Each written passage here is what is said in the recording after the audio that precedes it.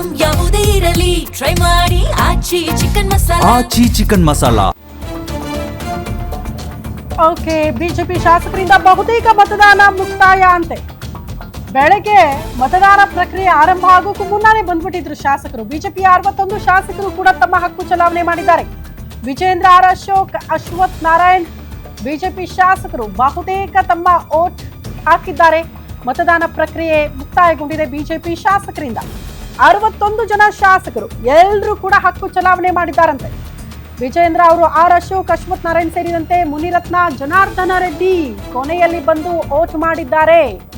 ಅಭಯ್ ಪಾಟೀಲ್, ಬಾಲಚಂದ್ರ ಜಾರಕಿಹೊಳಿ ಮಾತ್ರ ಬಾಕಿ ಅಂತ. ಈಗಲೂ ಕೂಡ ಬಿಜೆಪಿ ಅಸಮಾಧಾನಿತರಾದ ಎಸ್.ಟಿ. ಸೋಮಶೇಖರ್, ಶಿವರಾಮ್ ಹೆಬ್ಬಾರ್ ಅವರಿಂದ ಕ್ರಾಸ್ ವೋಟಿಂಗ್ ಆಗೋ ಸಾಧ್ಯತೆ.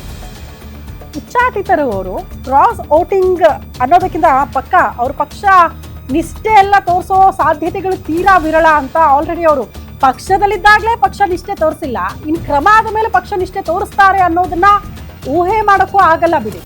ಆಲ್ರೆಡಿ ಎಸ್.ಟಿ. ಸೋಮಶೇಖರ್, ಶಿವರಾಮ್ ಹೆಬ್ಬಾರ್ ಅವರು ರೆಸಾರ್ಟ್ ಅಲ್ಲಿ ಕಾಣಿಸ್ಕೊಂಡಿದ್ದಾರೆ ಕಾಂಗ್ರೆಸ್ ಶಾಸಕರ ಜೊತೆ.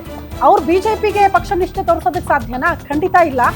ಅವರಿಬ್ರು ಕೂಡ ಬಿಜೆಪಿಗೆ ಪಕ್ಷ ನಿಷ್ಠೆ ಅಲ್ಲ, ಅವರು ಕಾಂಗ್ರೆಸ್ಗೆ ಪಕ್ಕ ಅನ್ನೋ ರೀತಿಯಲ್ಲಿ ಆಗೋಗಿದೆ ಅವ್ರ ಓಟ್.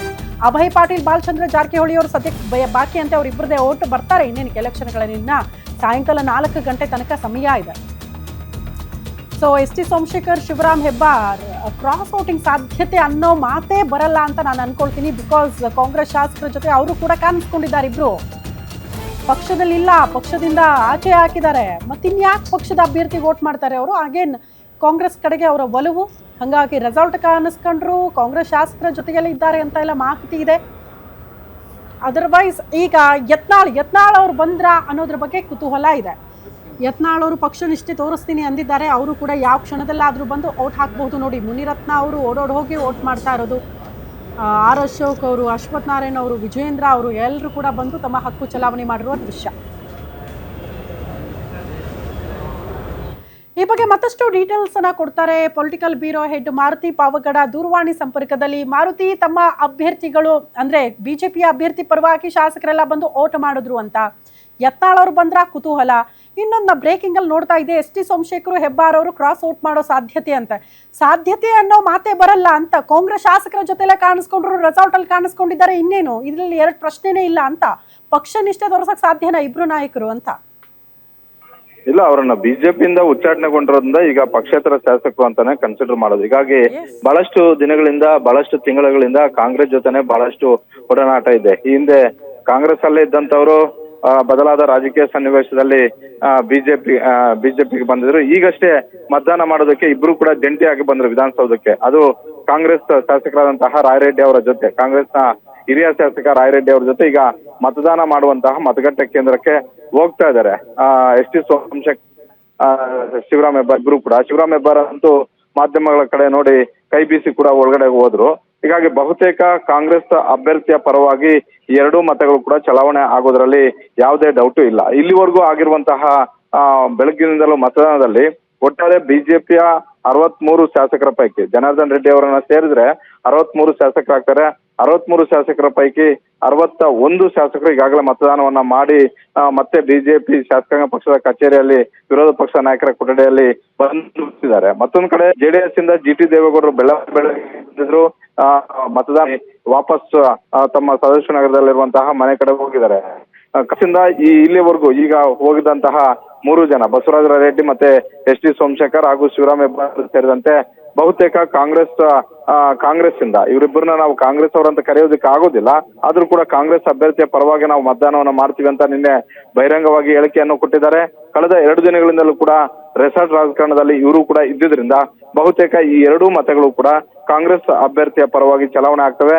ಬೆಳಗ್ಗೆಯಿಂದಲೂ ಕೂಡ ಕಾಂಗ್ರೆಸ್ ಇಂದ 5 ಜನ ಶಾಸಕರು ಬಂದು ಮತದಾನವನ್ನ ಮಾಡಿ ಹೋಗಿದ್ದಾರೆ. ಅದರಲ್ಲಿ ಪ್ರಮುಖವಾಗಿ ಮೊದಲನೇದಾಗಿ ಯಾರಿಸ್ ಬಂದ್ರು, ತದಬಳಿಕ ಅಜಯ್ ಸಿಂಗ್ ಅವರು ಬಂದ್ರು, ಅಜಯ್ ಸಿಂಗ್ ಮತ್ತೆ ಕೃಷ್ಣ ಬೈರೇಗೌಡರು ಒಟ್ಟಿಗೆ ಬಂದು, ಅದಾದ ಬಳಿಕ ಬಸವರಾಜ ರೆಡ್ಡಿ, ಅದಾದ ಬಳಿಕ ಪಕ್ಷೇತರ ಶಾಸಕರಾಗಿರುವಂತಹ ಬಿಜೆಪಿಯಿಂದ ಉಚ್ಚಾಟನೆಗೊಂಡಿರುವಂತಹ ಹೆಬ್ಬಾರ್ ಮತ್ತೆ ಬಂದಿರುವಂತಹ.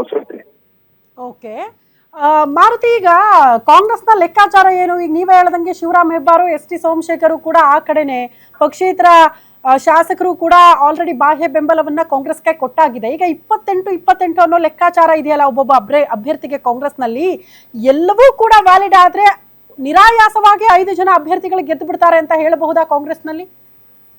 ಖಂಡಿತ ಕಾಂಗ್ರೆಸ್ ಲೆಕ್ಕಾಚಾರ ಹಾಗೆ ಇದೆ. ಇಷ್ಟು ದಿನ 29 ಮತಗಳನ್ನ ಹಾಕಿಸ್ತಾ ಇದ್ರು. ಆದ್ರೆ ಈಗ 5ನೇ ಅಭ್ಯರ್ಥಿಯನ್ನು ಕೂಡ ಕಾಂಗ್ರೆಸ್ ಕಣಕ್ಕೆ, ಅದರಲ್ಲೂ 4ನೇ ಅಭ್ಯರ್ಥಿ ಮಳವಳ್ಳಿ ಶಿವಣ್ಣ, 5ನೇ ಅಭ್ಯರ್ಥಿ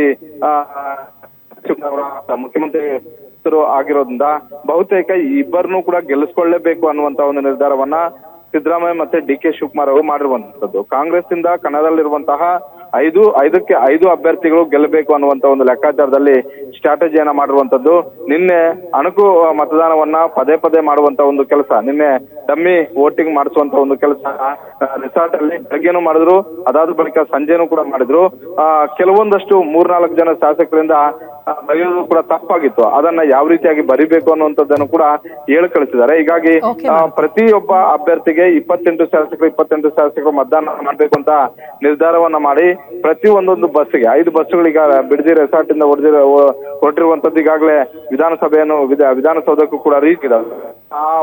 ಒಂದೊಂದು ಅಭ್ಯರ್ಥಿಗೆ ನೀವು ಮತದಾನವನ್ನು ಮಾಡಬೇಕು ಅಂತ 28 ಶಾಸಕರನ್ನ ಪ್ರತ್ಯೇಕವಾಗಿ ಬಸ್ಸುಗಳಲ್ಲಿ ಕಳಿಸಲಾಗ್ತಾ ಇದೆ. ಜೊತೆಗೆ ಇನ್ವ್ಯಾಲಿಡ್ ಆಗುವಂತ ರೀತಿಯಾಗಿ ಮತದಾನವನ್ನ ಮಾಡಬೇಕು ಅನ್ನುವಂಥದ್ದನ್ನು ಕೂಡ ಹೇಳಿ ಕಳಿಸಲಾಗ್ತಾ ಇದೆ. ಒಟ್ಟಾರೆ 28 ಶಾಸಕರು ಮತದಾನ ಆಗಿ ಅದು ವ್ಯಾಲಿಡ್ ಆಗಿದೆ. ಆದ್ರೆ ಗೆಲ್ಲೋದಕ್ಕೆ ಕಾಂಗ್ರೆಸ್ಗೆ ಯಾವುದೇ ಸಮಸ್ಯೆ ಆಗೋದಿಲ್ಲ ಸದ್ಯದ ಪರಿಸ್ಥಿತಿಯಲ್ಲಿ. ಶ್ರುತಿ. ಓಕೆ ಮಾರುತಿ, ಧನ್ಯವಾದಗಳು ತಮ್ಮೆಲ್ಲ ಮಾಹಿತಿ.